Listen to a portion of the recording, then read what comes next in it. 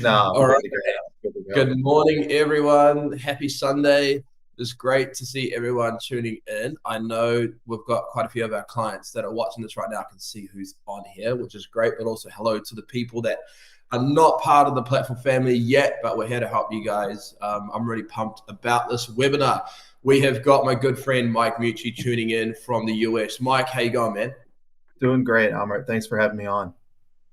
I'm excited, dude. I mean, I know that we've been talking about this for a while. I remember, years ago, we were talking about some of my kids that you were trying to sign to your college program, and here you are joining Yeah, the platform team. So I'm stoked. absolutely. Yeah, everything comes for full circle. But yeah, I've known you for probably 5, 6 years now, and crazy to see your progression and how far platform has come since then. And I mean, you've done great things, and obviously the reason I was always pumped about working with you, whether it was as a coach or now as a member of your team, is because you're really passionate about what you do and you put a lot of hours into it, and you really care about the kids and the student athletes that you work with. So that shines through pretty clearly, for years for me.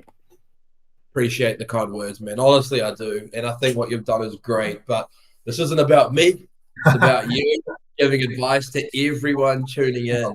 Yeah, We've got up early on Sunday because I know in Australia we've got Lee Woods tuning in, and yeah. it does Melbourne. It's like 8 a.m. on Sunday It's for them. So earlier in Australia. I'm trying to work through all these time zones, but I'm getting there. I'm good with with New Zealand now, and then Australia is a little bit different. So I'm learning. yeah, Yeah. absolutely. But I want you to just introduce yourself a little bit more, if you don't mind telling people what universities you've worked at Yeah. and Yeah. why you decided to pivot into recruiting, and we'll start there. Yeah. So I most recently got done coaching for 2 years at Penn State in University Park, which is smack dab in the middle of Pennsylvania. So one of the biggest universities in the world with student body, alumni base, athletics. We have 31 sports at Penn State. So that was an amazing experience, but there was a lot that went into it before that to get to that point for me. So before that, I was the head coach at Jacksonville State University, which is a smaller D1 school in Alabama, not Florida. So a lot of people know Jacksonville, Florida, but Jacksonville State is actually the Division I school that's based in Alabama, and really good sports programs. But really wanted to challenge myself, take it to the next level. So that's how kind of went to Penn State after that. But before that, was a head coach at a school called Southern Utah University. The program was actually discontinued, which could be a topic that we talk about here on this webinar. How different programs are handling the NCAA changes and things like that. But this was 5 years ago during COVID when Southern Utah got cut. A lot of tennis programs got cut back then, so that's kind of where I transitioned into my school in Alabama. So for that, was an assistant at some other schools and kind of had to work my way up, and started at the bottom of D1, like not wasn't a big name in coaching coming out of it, didn't play at USC or Florida or UCLA as a player. Played at a very small Division I school called Niagara that some of you may have heard of, but really, to be honest with you, it was a grind, trying to get to a school like Penn State. It had to really work hard with networking, meeting a lot of coaches, meeting a lot of people, including people like you, because every connection matters. I mean, you make a good contact, good connection with anybody all over the world that could lead you somewhere, and that's why we're sitting here today. So it's crazy, and all the steps that I've taken. It was a long journey, and just from personal reasons, relationship that I'm in with my girlfriend. She's in Florida now. She's pursuing medicine, and so I really needed to make that decision of, hey, like, what am I going to do long term? And so I started thinking about different things I would like to do if I wasn't coaching. And for me, it always came back to college tennis, college athletics.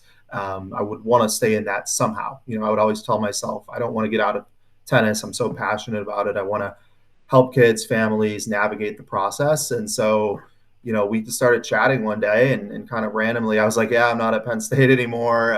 What are you doing? I might think about doing this with this company, that place. And you were just kind of like, yeah, I might have some things going here on the tennis side. So would love to talk about bringing you on. So that's kind of how it all happened. And, happy to dive into, any details about my coaching career or things that you feel like would be, good to talk about. For sure, man. And look, like, I mean, when you when you were on the market to like sign to an agency, I was like, yes, we're going after Mike because you know so many things. And you know what's terrifying? The terrifying thing is college tennis is so dynamic, meaning like coaches change all the time. Absolutely, And yeah. want to have like a network where we understand what the new coach coming in is about. Because the risk is like, and you probably heard some stories, man, where there's some coaches that would sell ice to Eskimo, get into their program, and the kid doesn't like it and wants to move on. Like, Yeah. how common is it for coaches to change programs? We'll start there. I mean, I think it's a lot more common for assistant coaches, where an assistant will be a coach somewhere for 2 or 3 years, kind of like myself, and now I'm moving on doing other things. But the common thread for like assistants is you may stay for 2 to 4, maybe 5 years. If you're really like rock solid in that program, you just have a great relationship with that head coach. The assistant could stay 10, 15 years, but that's not the norm, especially in Division I. Coaches will try to move up. They want to get to the biggest program they can. They want to become a head coach. So you'll see assistants move on quite often. Head coaches, I mean, if they're in a good spot and they're doing well, then they usually maybe want to keep that job. But even as a head coach, you may want to go from a mid-major to a power four or a D2 to a stronger D2 or something of that nature. And we see coaches pivot all the time now. Just maybe they want to go to a D3 program to have more work-life balance if they've been D1 for a while. So you see it happen all the time. I mean, it's crazy, and sometimes you'll see some coaching changes. I'm sure you've seen them, and you're like, wait, what? Like how did that happen? When is that? You would never thought this coach would go from this school to that school. So I think the key there, and for athletes, is to be really, I think, identify with the head coach as much as you can, because the assistants can go all the time. Like you never know when an assistant may want to move on for personal reasons or to get a better job. So if you like the head coach, that's huge versus just talking with the assistant. Like always, even though the assistant may be doing a lot of the recruiting, the head coach is really important. But also making sure you like the school itself and you don't just go there because you like the coach. That's very good advice because I've got a mate who I won't give too much away because then people know what school I'm talking about. I've got a mate that's a coach. He's either from New Zealand or Australia. I'll give that. And he's assistant coach one program. And even he's just like, yeah, man, like I'm looking for my next gig right now, like trying to go move up a little bit. But the D1's quite good. And I know that this coach in particular is talking to quite a few athletes right now. And a lot of the kids that I know are like, yeah, this coach is awesome. Like, he's so nice, which he is. He's pretty nice. But they're not really talking much to the head coach. So that's awesome advice, dude. I think that would really help a lot of people listening to this. And how important is it, Mike, to find the right fit? A lot of kids here want to go D1. They want to go D1. They want to play D1. They don't really know why. They just think it's because it's fancier and bigger facilities, which I totally respect because there is some truth to that as well. But how important is it to try and find the right fit for these kids? I think it's really important. I mean, I think there's always a positive to everything. So even if you don't find the right fit, I think there's ways to frame that and to say, hey, you know what? Now I'm going to go transfer and find the right fit. But you go through so much when you don't find the right fit, and there can be a lot of negative experiences, whether it's you and the coach don't get along, the campus just isn't for you, the academics are too hard or too easy. Like you can recover from those things, no problem. Like it's you're resilient, you're young, you can recover. But if you don't have to go through it, then don't don't go through it, I would say. And I've heard so many stories. The transfer portal is now huge, right? Like every December and May, that's the 2 weeks where you don't really have any time off because you're either recruiting really hard in the transfer portal or you're worried about your own players going in the transfer portal and keeping them happy. So as a coach, it's tough, but as an athlete, like we hear it all the time. As a coach, I heard it every time the portal opened of like, oh, I went to the school and it was just an awful experience, and the coach treated me like this, or the school just didn't give me any support, or my teammates were terrible. And it's like the more information you have about the school and the program and the teammates and who you're going to be around on a daily basis, the better decision you're going to be able to make. So that's where it's huge to have support in the decision-making process too, with people that know the system and as much information as you can possibly get to make that decision easier for you. I mean, if you can afford to do visits, obviously Division I, that's very common, But if you can somehow get over and do a visit, that's awesome. Maybe you do a U.S. trip and you visit a bunch of schools in a 2 week period. But I think at the very least, talking to both coaches, not just the assistant, and then also trying to, sometimes get the numbers of a couple players on the team and see what their experience has been, because they'll usually be pretty honest, regardless of what the relationship is with the coach. The players on the team will want to help other athletes. I've seen that happen as well. I I am a big advocate for the 4-year play. Yeah. Kids going into a college program, playing, Yeah. growing in value, and then transferring on up to a higher rate program where they really want to go, whether it's for their academic aspirations or their tennis aspirations and so forth. And in New Zealand and Australia, we are at some point, slightly disadvantaged with the UTR system. Mhm. Here in New Zealand, like it's because there's a couple of really passionate parents that are running UTR events, but other than that, there's not really many UTR events here in New Zealand. And also in Australia, I know that there's some kids that, they play inter-club, but some results not on UTR, and it's very hard to travel because Australia is so big and it's expensive to travel as well. And when they go to college, they really shoot up and they grow, which is great, which Yeah. is what we want to see. Um, as a college coach, you worked at Penn State, one of the top 10 programs in the United States. Would you guys be more inclined to recruit a freshman out of high school, or were you looking for a transfer that were in the States Yeah. already? Like, where were you guys positioned when you're putting your college coach hat on? Yeah. Yeah. I mean, definitely at every school I've been, especially as the portal's gone on and gotten more prevalent, always would still prefer a freshman, just for so many reasons. The reality is the portals is part of your recruiting now, and if you can get a great player from the portal that fits within your culture, then that's a win as well, because you have proven results from college. But I think as a coach, we all have dreams of like bringing in a freshman and they just blossom under your coaching, and you have them from year 1 to year 4 and they just get so much better and they have a great experience. And so we always want that.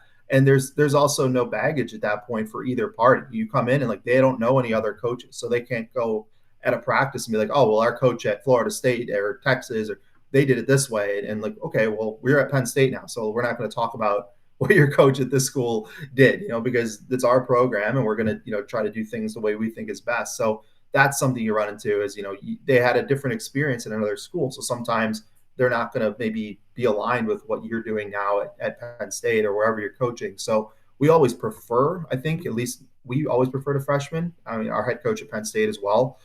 She's still there, and she, we always have those conversations. We prefer a freshman, just do a clean slate, get them into our system, and build that relationship from day one. So that was always what we preferred. And I agree, to touch on your point about UTR. I've seen it so many times, and I'm not going to name names, even though I could. But on the men's and women's side, so many players from New Zealand and Australia that they come in and they're like a full UTR point higher within like 6 months, and it's insane. Like, it's crazy to me. So I had one example, and of a kid on the men's side that just I passed on him at Jacksonville State, and I always regret it, because he came in and played in a team in our conference and was like an 11-8 when he was getting recruited, and then he was like a 12.4 like his freshman year, beating us at Jacksonville State. And I'm standing there like, this kid was like begging me to come to Jacksonville State. So it's like I've learned that the kids from Australia and New Zealand, they're competitors because they're used to team sports. They're used to competing with a group, and like that's what college tennis is all about. It's about fighting for your teammates and being there in that environment. So I think the transition is a lot easier if you kind of understand team sports. So that's another reason why we would look from a freshman from those two countries. Totally get it. And I think like a program like Penn State, you're going to have a lot of applicants, right? So you're not really going to be in a position where you're desperate to find a player, because you're going to have a lot of talented individuals that are 17, 18, top 100 ITF playing in the junior slams that are Yeah. knocking on your door, right? And the Penn State brand from an academic perspective is very attractive for a lot of parents too.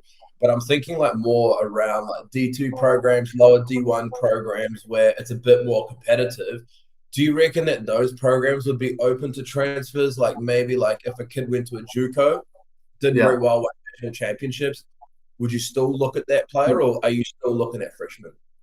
Yeah, I mean, I think every coach is different. So you'll see D2 coaches that will, I mean, even D1, if they see someone that's of that profile that they're looking for UTR wise, they're going to jump all over it. And there's some schools that they kind of think that they'll be able to figure it out regardless. Like, oh, this player's good, we'll figure it out. They're not worried about the character and the of the player as much. And then there's some coaches that will take their time, and that sometimes as a transfer, there is no time. Like you go on the transfer portal, you have maybe a week or two to make that decision sometimes. So some coaches that want to take their time in the process and actually get to know you, like the portal's not really set up for that. So that's where maybe in JUCO it's a little different because you kind of know you're leaving JUCO, so you have a bit of a longer transfer window to actually talk to coaches. But I would say if you prioritize like getting to know the coach and really making sure it's the right fit, it's so much easier coming in as a freshman because you have now 2 years to talk to coaches from the time you're in year 12, I suppose it would be for you over there to the time you graduate to talk to coaches. If you're in the transfer portal, you have like 2 weeks. So coaches at that point, if they get desperate for a player, they're going to take a player even if they don't know all the ins and outs of who they are as a person. You try to do the best you can, right? But I think at D2, you do see that because they might need to fill roster spots. They may need to get a full team together. They might need someone that's going to take them to the top of the conference, and they have a D1 transfer that's leaving to go to a lower level, or a JUCO kid that's moving up, and they just have a 1 week window to get that kid committed, and that's it. So it's a lot more of an expedited process. So again, kind of goes back to that point where everything is a lot more from a natural, hey, we want you and I want to go there type of process happens when you're coming in as a freshman. Yeah, because I saw this thing on Facebook recently. I know Matt Hill really well, the Arizona State men's coach. Yeah, He's a nice guy. yeah, And he's been there for years, man. Like I met him in 2017, and he's been there the whole time. And yeah. It seems like it now. yeah, I actually caught up with my mate Tay. He's a pro agent yesterday at the gym, and he's actually an alumni for Arizona State. Hmm. And now he's doing stuff with the NIL space, but that's a different story. But Matt Hill, he has signed like 4 transfers for his 2025 full roster Yeah, from other D1 programs. So, yeah, but then he's also taken in some freshmen as well. So it's really interesting. I guess it goes back to it's up to the coach and what they're yeah, wanting to do. But for the athletes, like it can get quite confusing. Like, do I go to a high end program right away and try and fight my way to a starting spot? yeah, Like Paul Jubb did that. I interviewed Paul Jubb from England, a few years yeah, ago. He finished at University of South Carolina. He's now like top 150, 120 in the world right now. But Paul went to South Carolina, the Gamecocks, and when he started his freshman year, he was like, "Dude, I was number 7 and 8 in the team, yeah, like I was." And then absolutely. at the end of his senior year, he was number 1, won NCAA singles title, etc. by senior year. So, what are your thoughts on that? Do you think that kid should be chasing minutes, or do you reckon they should be chasing a bigger name? Yeah, yeah. I think playing time is important those first couple of years, and I think if you don't get it that first couple of years, you're probably going to move on now. I think that there's a few examples like that of guys that are now on the tour that they started at number 5 or number 6 in their lineup and they worked their way up. But I think the key is they were at least playing, like they were at least playing matches. They weren't sitting on the bench completely. I think if you're sitting on the bench completely, you probably will need to look into transfer because you don't go to the U.S. to sit there. You go to play. If you feel like you have a good shot at that lineup, then and it's that school you want to go to, I think you should go. If you think, and we think as an advisor, and your parents and your coaches think you have a good, realistic shot at making that top 6, then go for it. If that's the right fit for you. But if you're not sure, if you really think like it's going to be on the outside looking in, it might be better to start at a place where you can be one of the top 3 or 4 players, get the results that you're looking for, get the playing time, the experience, the confidence, and then if you want to move up, that can be the play. But yeah, I think starting at 5'6", 4, 5'6" as a freshman is a great place to be because you can get confidence and you can get used to winning. Like that's what happened with Paul Jubb, Dominic Kepfer from Germany. He came in was playing like 6 at Tulane. Tulane's not even a power 4, and he was playing 6. Tulane, the guy was top 50 in the world. Even Ben Shelton was playing 5 for Florida. Now I don't know if his dad was stacking a little bit. We don't know, but that team was loaded, right? That team has a bunch of other guys that ended up being top 200, 300 in the world. So at the time, it probably wasn't a stack. Florida was just that good. They won the championship that year. So you look at Ben Shelton, the guy's essentially a top 10 player now, and he's playing number 5. So don't get discouraged if you come in and you're like playing 5 or 6 because if you're at a good program, that's not bad. And sometimes the coach wants to put you a little lower so that you don't lose confidence. I mean, one of our most talented players this year at Penn State, two of them really were playing 3 and 4, but they were freshmen, and we maybe could have tried to put them higher in certain times, but I think it was important for them to win matches and get confidence. And now going into their sophomore, junior years, they can move up to maybe the top spots and feel like they can really attack that. So there's as long as you're in the lineup, you're in a good place, but you really want to center yourself so you actually do get playing time those first couple of years. Awesome. And before I ask you this question to the parents and the athletes watching this, there's a chat bar on the bottom right. Plug in some questions if you want me to ask Mike, and I'm more than happy to do that for you guys. But getting back to this, so first of all, this is awesome. This is like absolute gold. I'm really glad that we are having this conversation. And I mean, I've done a lot of webinars, and I love tennis, so yeah, I'm really happy. Tonight, if you want. Yeah, this one. I think we're going to lose track of time here in a second. Just go for a while. But what questions should athletes ask college coaches when they are meeting them for the first time? Yeah. What are some important questions that families should ask coaches? Yeah. So, man, this just came to me, but I'm going to go with the basic ones first, and then I'm going to go with my good one. I think it's always good to just ask like what a typical, I would say not a typical day looks like, because you're going to get a lot of standard answers with that. You're going to get like, well, the athletes go to class and then they go have a lunch, they go to lunch and then they come to practice and then they lift. And, you're going to get like a lot of the same. If you talk to 5 to 10 coaches, you're going to start hearing the same things over and over again.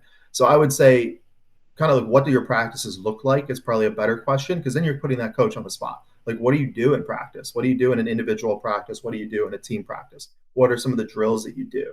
What are some of the things you do to have the team compete? Because then you're asking for actual like specific examples, right? Because I could, I got the question all the time, like, what does a typical day look like?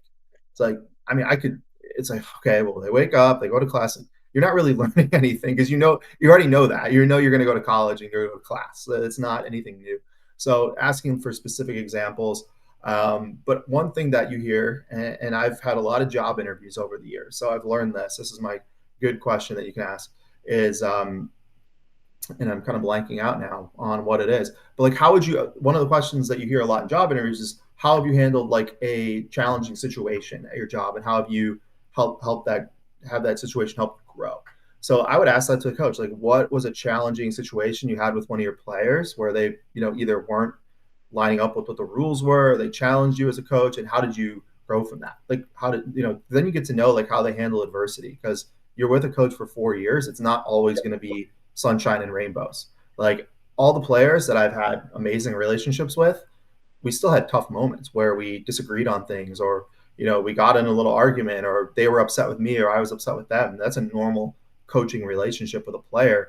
But how do those coaches handle it? Do they seem genuine with that answer, or does it seem like they're kind of hiding something? So that's something I would say is like, ask them like specific questions about how they handle situations, but also don't be afraid to ask about like the academics and how challenging it is. And because I think you want to be aligned academically and athletically. You don't just want to go there because, and Penn State was unique. Penn State's one of the most amazing places in the world, because it's got really good academics plus some of the best athletics in the country too. So most players that went there, they wanted a little bit of both. But there's some schools that are really, really strong academically and don't have good teams, but there's some schools that have amazing sports teams, but maybe the academics aren't what you're looking for. So kind of, ask players, coaches on the team, like, hey, like, how hard are the classes really? Can I really excel in tennis while I go there? Or is it going to really limit me from a tennis standpoint? Or like, is the classes so easy, or like, I don't even feel like I'm in school? I would say one of the things that I can't speak to Australia, New Zealand as much, but I know high school in Europe is really, really challenging compared to the first year of college. And from what I've heard, there's a lot of countries where I've had athletes that said their senior year, and I know in Australia, year 13 is really tough from what I've heard. And I've heard sometimes the results from athletes in year 12 are actually better than year 13 because they're so stressed out about school and graduating. So that's one of the things where like sometimes you don't realize this, but the first year of college, you're taking like intro to writing, like math 101, like prerequisite classes. And so that's a time for you to like really take your tennis to the next level. So like ask like, hey, what are the freshman classes are like? Can I do extra individuals my freshman year and extra work if like my classes are a little easier? So that's gonna be the case in a lot of schools where you're gonna probably feel so prepared coming into year one. But obviously it depends on the school. So really asking those in-depth questions is important. Awesome, man. What are some things when you were coaching and you were recruiting athletes on a Zoom call, right? So Mhm. you're interviewing an athlete that you've reached out to, or they've reached out to you, and you're saying maybe this is someone for my tennis program. Yeah. And you're in the meeting, and then they do something or they say something that you're just like, Yeah. nah, this isn't it. What are some So things that yeah, yeah, and I'm a big I'm maybe I guess I'm a good person to ask about it, but I'm a big like feeling like person, like feeling the vibe out with the player. Like the first thing I would say, and it's not necessarily something specific that I ask or that I notice, but it's just someone that seems pleasant to talk to. So like when you're on that Zoom call, like be yourself. Like you don't need to try to be someone that you're not, but acting like you want to be there. Um, I got on a call with recruitment time and it was a guy and he was in the back of a car with his shirt off. And first call with him. And like that's obviously like you want to look presentable, right? You want to like look attentive, look like you want to be there. Don't look like you're distracted. Don't be on your phone. Like, little things, but you'd be surprised. I mean, I've had recruiting calls, players with their hoods up, and there's things like that of course you don't want to see. But I'm a person like if I have a good conversation with you, that's probably going to mean that I can coach you as well because I'm a relationship based coach. Like if I can be on the court with you, laughing, smiling, having a good time, I can probably tell you also, okay, these are some things we need to work on because I was noticing, I know we had a good time, at practice, we were joking, we were laughing, but these are things I feel like we need to work on. You have that relationship. So if it feels like pulling teeth to talk to you on the call, probably not going to want to move forward. And that's the dilemma. Is like sometimes we'd be like, man, we got this girl. She's a 9.8 UTR. She's incredible on the court and she looks great, but is she really going to fit in with our culture? Because our culture is kind of like a bubbly, outgoing, funny team, and are they going to come in and really fit in with that culture? Because as you said at Penn State, we have maybe 4 or 5 of that level that we are in the mix with. So we're going to choose who we feel the most comfortable with too, if we're in that position. So that's the thing. Like you got to go with a coach that you feel like they're getting along with. So same thing for them. If you feel like that coach isn't really vibing with you, if they're not really giving you much and they're kind of just giving you 1 or 2 word answers, then maybe that's not the coach for you. But if it feels natural, time's passing, you're having great conversations, then that's where those things kind of go to the next level. And you want to schedule a call with the head coach, and assistant coaches should know kind of what the head coach is looking for. That's your job, right? So what I would do is almost like a screening process. Like if there was a girl I was borderline with, not sure if she's someone we would pursue, I'd have a call with her and I'm like, man, this is someone that Alex would really like. Like personality wise, results are in the vicinity of what we like, but the personality is exactly what she's looking for. So let's schedule a call with all 3 of us. So that's kind of how I would do it. But yeah, I mean, just the one thing with Penn State is interesting. And if you go to a bigger school, one thing that was a red flag for us, and we know it's the reality of college that you're going to have fun, you're going to socialize, you're going to go out at night at times and with your teammates and other friends. But one of the questions we would get was sometimes what was a red flag was, oh, so what's the social life like at Penn State? And it's kind of like how you phrase it. Like, I think there's a yeah, way to do it where you can say, like, well, what opportunities are there off the court where I can, develop friendships and, and we can talk about clubs and organizations and things you do outside the court. But if you just straight up say, like, oh, I'm interested in Penn State because of the social aspect of it, we're going to think your priority is not tennis and academics. yeah, But yeah, and I'll stop with this. But one of the funniest things I think, and this is a cultural thing, I don't think you're going to have this issue with players from Australia and New Zealand, but it was one country in Europe, I can't remember, but the culture is sometimes different, right? And the player didn't realize how serious college tennis was, but they asked our head coach, so like, what's the nightlife like at Penn State? But she really didn't mean anything by it. Like this was a good player, like really solid. But she just thought, like in Europe, it's kind of normal sometimes to just be like, okay, well, you're gonna go out for dinner at 9 p.m., 10 p.m. and just but she ended up, just like one of those things where you just didn't know. So I think knowing kind of the sporting atmosphere, how serious we take it in the US is an advantage that you have being from Australia and New Zealand. Love that. Two more things before we wrap up this webinar. I'm going to Yeah. touch on social media and academics. Let's go social Yeah. media first. Yeah. When you were recruiting athletes, did you stalk their Instagram to see what you were getting? Because it's such a massive commitment for you coaches, right? Yeah. Yeah, I mean, look, I think most recruits are smart enough these days to, whether it's hiding something, from the coaches, like was there, hiding their story or trying to be smart about it. I think that's, I would try to do that. Like, even if you are going out and having a good time with your friends, there's nothing wrong with that in the right time and place. But, if coaches are following you, like be smart about it. Like post, things that look like you have friends, that's fine because we like to see that. But, if you're posting at 3, 4 a.m. every night that you're out, it's probably not the best sign for us that you're actually going to come in and have the right priorities. But yeah, we would follow players that we were serious with. I would also be careful to not try to follow too many players that we weren't interested in. I would only try to follow them if I thought there was a legitimate chance we could recruit them. So I think if a coach is following you, that means they're probably very interested. And then, like, if they reach out, it's just about trying to be professional with your responses.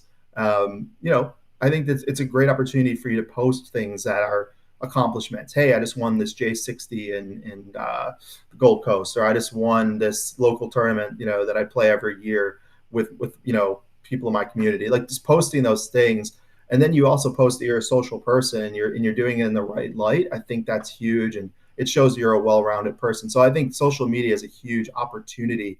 Don't look at it as a negative. I think a lot of times you're like, oh, the coaches follow me, I gotta hide all this stuff, or I got to make sure I'm not posting anything bad. It's like, use that as a chance to showcase who you are. I know some players will do like a tennis profile and then a personal account, so maybe, hey, make your tennis account the one that you're following all the coaches and programs that you're interested in, and just post all your tennis stuff. There's nothing wrong with that. So I would say just use it in a positive way, because it can be a huge advantage if you're doing it better than the other recruits are. Do you reckon that they should be posting on their, let's say they do a tennis profile on Instagram?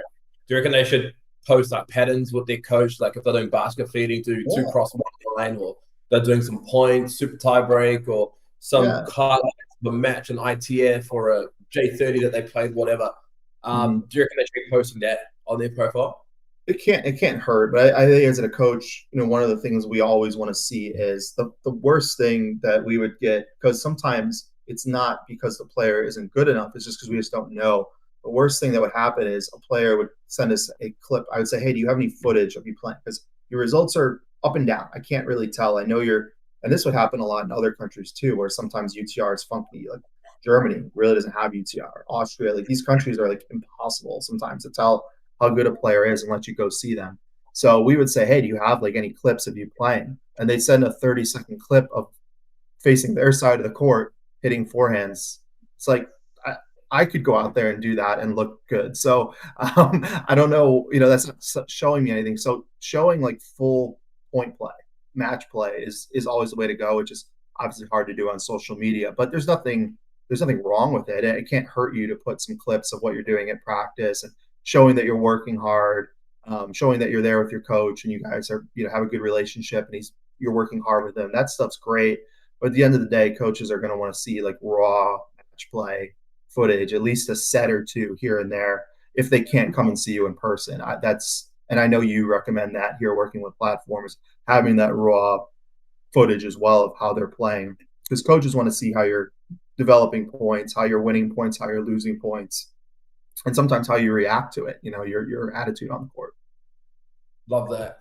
How important was academics for these kids? Like, you worked a lot with the NCAA when you were at your D1 programs, and you had to do the NCAA exam to be a coach and all that sort of stuff.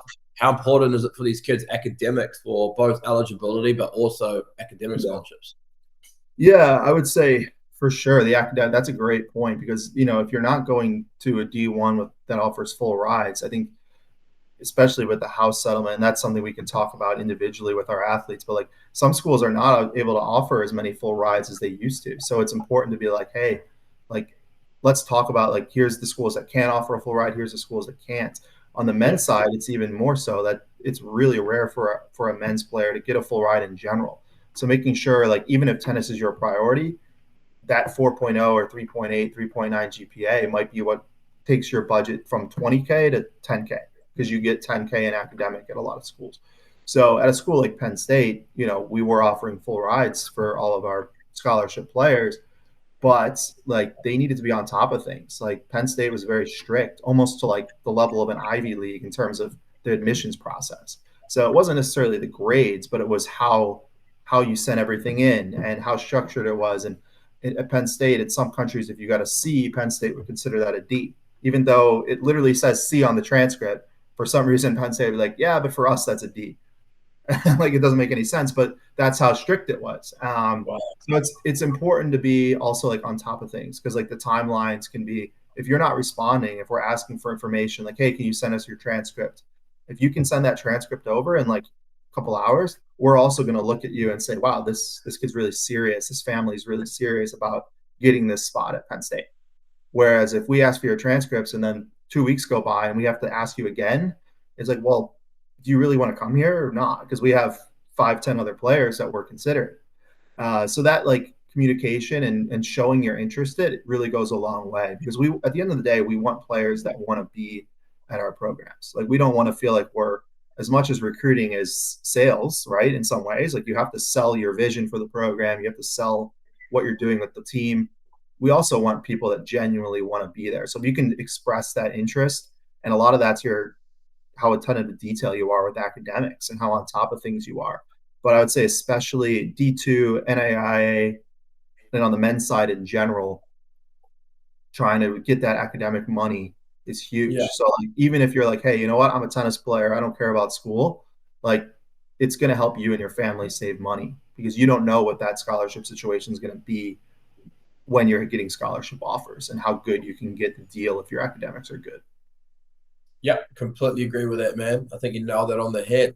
I mean, it's awesome to have you part of our team, Mike. And I know that Sammy and Mac that work with us have introduced you to quite a few of our tennis players and other athletes that are watching this that are part of the platform family. You'll get an email very soon to have a chat with Mike.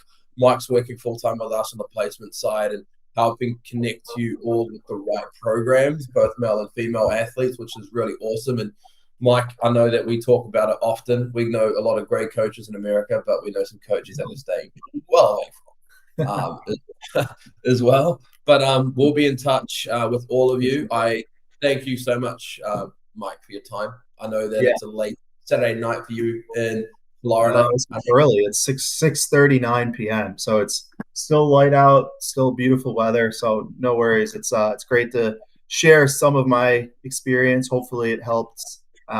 Really looking forward to helping more players with you and just growing platform and making it as good as it can be. Yeah, let's make a difference, man. And if there's athletes here that are wanting to have a chat with Mike, I can also set that up. We've got one question here before we go from Neil. When do coaches start looking at players ahead of the start date? So Yeah.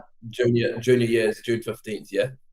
Yeah. June 15th before your junior year would be when they can actually establish contact. You can write coaches anytime, but they can't respond to you until that point. So you can write them your freshman year, say, hey, Penn State's my dream school. I want to go there. Even though it's 4 years away, like, can't hurt, but the coach can't actually communicate with you yet. But yeah, I would say like coaches know who you are if you're good really early. So that's the other thing. Like if you feel like you're someone that like is a talented player, like don't underestimate how much coaches are already looking at your results and looking at like how you're behaving and acting at tournaments too, because like we can't talk to you yet, but if you're a 2028, 2029 kid, like we still see you. Coaches are very thorough, especially at the top of college tennis. They're going to look and see who's in the works, 3-4 years down the road. But yeah, that June 15th date, like try to get organized and at least start having an idea of who you want to reach out to. Yeah, I think just for context, so junior year for outside of New Zealand, you're looking at grade 11 in June 15th. If you're in New Zealand, it's grade 12 or year 12, June 15th. And from that point onwards, you can have communications with coaches and they can talk to you. But in saying that, it's a timing thing. Like, there's no major rush to hit them. Unless you're looking at a power four and you're Right, yeah. under in the world, junior, then obviously you've got the CV to have that conversation. But coaches like a male UTR 11.5 to an 8, or a female, 9 to a, I don't know, 4 UTR for a girl, like you've got time. Yeah. You got time. Yeah. The last thing I would say is just like you do have time, but I think there's a lot of benefits getting organized and having help in the process early. But keep in mind, like if you're not getting exactly what you want from a scholarship standpoint or an offer standpoint, you don't have to feel like rushed because you and I know, I don't know if you're actually, I don't know, Amrit, if you're, I'm guessing you're part of the college tennis recruitment group on Facebook, one of the most Yeah. entertaining groups in the world to be part of. But you'll see coaches on there like before January. They're like, "Hey, I still have 2 spots open," and it's November, and they're looking for January, and they're like, "Yeah, I'm interested in a player." Like, and it's like, so don't feel like you need to have it all figured out right away, but it's also great to have that support so you don't have to feel like you're in that last minute situation. But there's so much time, so don't feel like you need to like have it all figured out in year 12 like immediately. Yeah, that Facebook page is like so funny. There's some coaches there where I'm just like, dude, like, I would Yeah, never sit outside of that coach, but each to yeah, their own. But all yeah, good, man. Well, I absolutely. appreciate you. We'll send everyone out this recorded webinar. It's all been recorded, which has been great. And we'll give you guys a link to this. You can watch it in your own time. And we'll send you guys all intros for Mike too. And the ones that are not part of the platform family, if you want to chat with Mike, we'll also send you his booking link. Feel free to have a chat with him. He's there to help you. But yeah, appreciate your time, man. You go and enjoy your dinner Saturday night. Friday. Yeah, yeah, some sushis on the docks here. So let's do it. Love that. Easy. Thanks, Mike. Appreciate it.